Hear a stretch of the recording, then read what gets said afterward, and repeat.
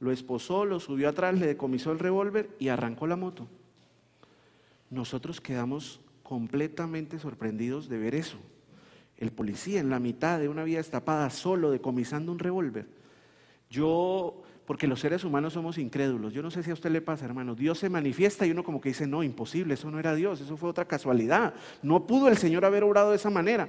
Y empecé yo a acelerar, a tratar de encontrar, y nunca vi ni un policía, ni una patrulla de policía, ni un retén. Yo hoy tengo la seguridad de que el Señor envió a su ángel para defender a sus hijos. Amén. Y el Señor lo hace contigo también. Por eso cuando tú vas viajando, tú debes sentir la seguridad de que tú vas con los ángeles que van dirigiendo tu camino. Tú no estás solo.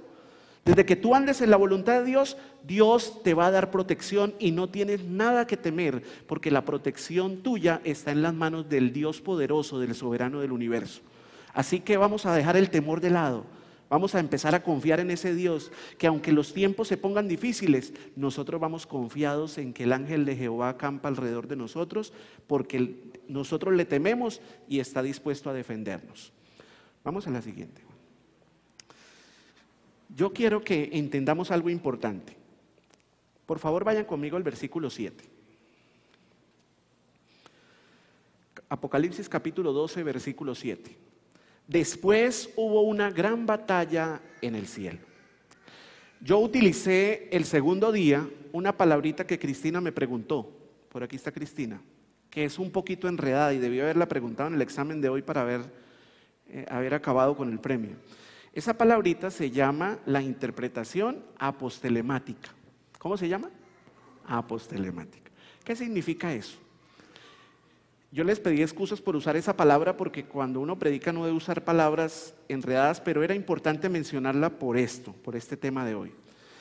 La expresión apostelemática e interpretación apostelemática indica que una profecía tiene un cumplimiento parcial o un cumplimiento y luego tiene otra vez su cumplimiento. Y esto sucede con la profecía de Apocalipsis capítulo 12, versículo 7 en adelante. Esta profecía se cumplió 2 veces. Una se cumplió en el cielo, cuando una batalla, y vamos a entrar en materia para esa primera parte del cumplimiento profético. Por favor, busquen Job 38:7 en sus Biblias. Job, capítulo 38:7. En el cielo solo existía un espíritu de armonía. Solo existía un espíritu de gozo, de paz. Los seres humanos se deleitaban adorando a Dios. Y dice la palabra de Dios en Job, capítulo 38, versículo 7. Cuando alababan todas las estrellas del alba y se regocijaban todos los hijos de Dios. La atmósfera que existía en el cielo era una atmósfera de paz, una atmósfera de gozo, de alegría. Los ángeles de Dios se deleitaban en tributar honra y alabanza al Eterno de los cielos, y todos vivían felices en el cielo. Pero de pronto apareció algo que dañó la armonía que existía durante los siglos de los siglos delante del trono de Dios. Y yo quiero que me acompañen, por favor. Por tiempo no vamos a leer las 2 citas, Ezequiel capítulo 28, vamos a buscar Isaías capítulo 14. Isaías capítulo 14. Y vamos a leer el versículo 12 y el versículo 13 hasta el 14. Dice así la palabra de Dios: ¿Cómo caíste del cielo, oh lucero, hijo de la mañana? Cortado fuiste por tierra, tú que debilitabas a las naciones, tú que decías en tu corazón: subiré al cielo, en lo alto, junto a las estrellas de Dios, levantaré mi trono, y en el monte del testimonio me sentaré a los lados del norte. Sobre las alturas de las nubes subiré, y seré semejante ¿a quién? Al Altísimo. ¿Cuál fue el problema que inició la tristeza y la destrucción para todo el universo? El ángel más hermoso, el ángel más excelso, el ángel más glorioso que Dios tenía después del Hijo de Dios, empezó a darse cuenta que cuando él cubría el trono de Dios, empezó a ver que todos los ángeles venían y se postraban. Y entonces él empezó a sentir en su corazón, empezó a albergar el deseo de sentir, de recibir adoración. Y entonces él empezó a meditar y decía: ¿por qué si Dios recibe adoración y yo soy un ángel tan hermoso, dirijo los coros celestiales, estoy vestido de una manera esplendorosa, por qué yo también no puedo recibir adoración? Y allí empezó la rebelión en el universo. Satanás quería ser semejante ¿a quién? Al Altísimo. Quería sentarse a los lados del norte, que es un símbolo del trono de Dios. Él quería desplazar a Dios y quería ser ahora el Dios del universo. Su corazón se empezó a llenar de orgullo, de vanagloria. Y saben que Ezequiel 28 dice que por la multitud de las contrataciones fue que le aconteció esto. Él tenía tantas responsabilidades y todo marchaba tan bien que él empezó a sentir que necesitaba ir mucho más arriba de lo que estaba. Y por eso el espíritu del orgullo, ¿saben ustedes que el pecado más terrible que existe para el ser humano es el orgullo? ¿Y saben por qué? Dice la señora White, porque es diametralmente opuesto al carácter de Dios. Y ahorita lo vamos a estudiar. El espíritu de orgullo se empezó a formar en el cielo y toda la armonía que existía fue trastornada.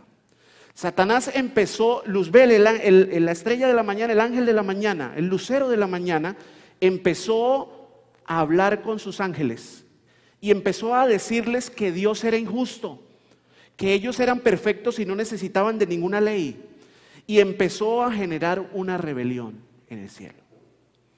Dios trató de muchas maneras de que Satanás desistiera de sus propósitos, pero para él había ido demasiado lejos y su orgullo no le permitió retractarse.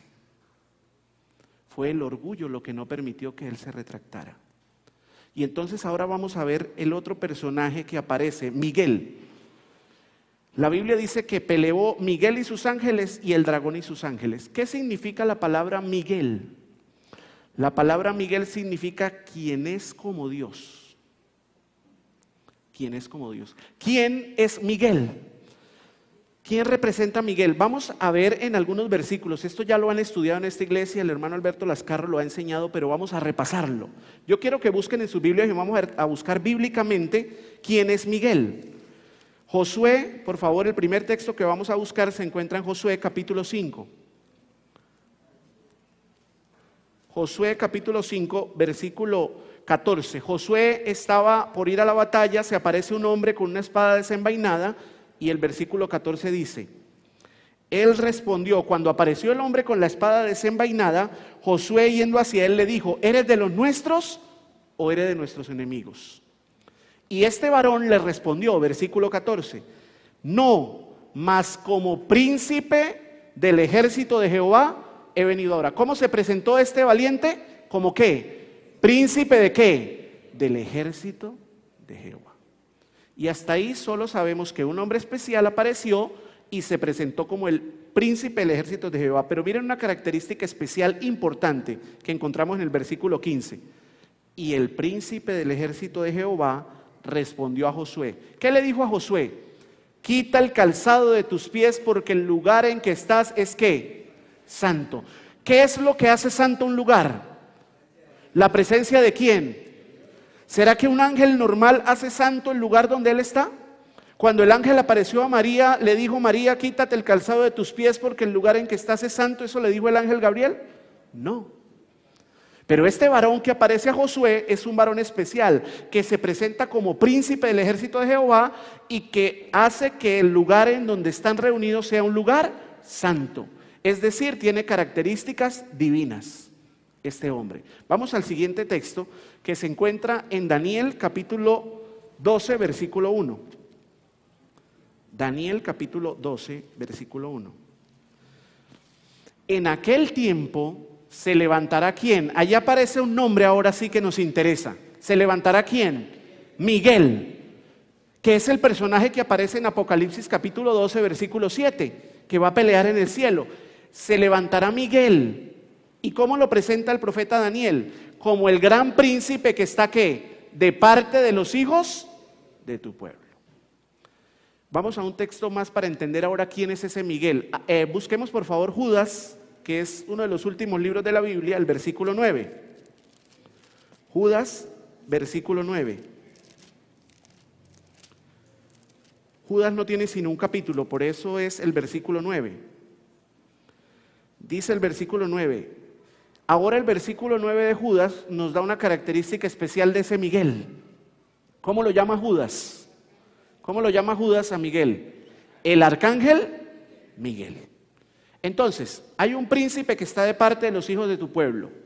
Ese príncipe que está de parte de los hijos de su pueblo, Daniel lo presenta con un nombre. ¿Se llama cómo? Miguel. Y Judas nos dice que Miguel también tiene un título especial. ¿Es un qué? Arcángel. La Biblia presenta solamente en otra ocasión la palabra arcángel. Y lo encontramos en Primera de Tesalonicenses, capítulo 4, versículo 16. Por favor, busquen en sus Biblias, Primera de Tesalonicenses, capítulo 4, versículo 16.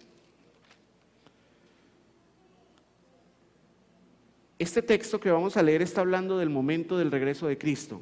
Dice el versículo 16, porque el Señor mismo. ¿A quién está haciendo referencia el apóstol Pablo cuando dice el Señor mismo? ¿Está hablando de quién?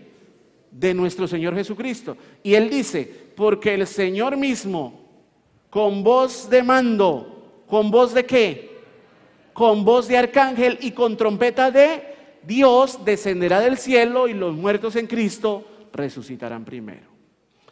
Entonces, ¿quién es Miguel? Nuestro Señor Jesucristo. Y desde el mismo cielo el Señor siempre ha estado de parte de su pueblo. En el cielo estuvo de parte de la creación angélica y ahora en la tierra está de parte de sus hijos, de su pueblo. Esta fue la primera batalla que hubo en el cielo. Miguel y sus ángeles lucharon con el dragón y sus ángeles.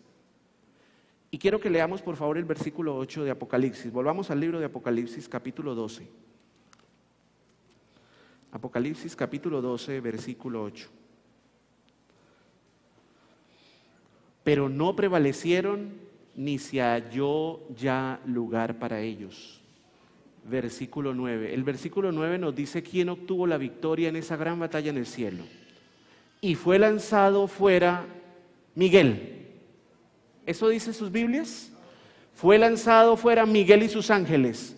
No, fue lanzado fuera el gran dragón, la serpiente antigua que se llama Diablo y Satanás. Él fue lanzado fuera, el cual engaña al mundo entero. Fue arrojado a la tierra. ¿Y con quiénes más fue arrojado? Con sus ángeles. Mis queridos, el primer cumplimiento de esta profecía nos indica que un día antes de que fuera creado el mundo, Satanás fue expulsado del cielo con sus ángeles. Y ya no pudo tener los privilegios que tenía inicialmente. Ahora, hasta ese momento Satanás todavía tenía ciertos privilegios. Y por eso el libro de Job dice que Satanás se presentó delante de Dios y le dijo, allá hay un hijo, Job. Él todavía tenía ciertos privilegios. Aunque había sido expulsado del cielo, tenía ciertos privilegios todavía. Pero yo quiero que en estos minutos que nos restan, hermanos, estudiemos el segundo cumplimiento, que es el que finalmente da la victoria total sobre Satanás. Desde el momento en que Dios creó al mundo y vino Satanás y hizo caer a la pareja, a la raza humana, Satanás se autoproclamó como el representante de este universo, de esta tierra, perdón. El representante de esta tierra era ¿quién? ¿Quién era el representante de esta tierra inicialmente? Adán.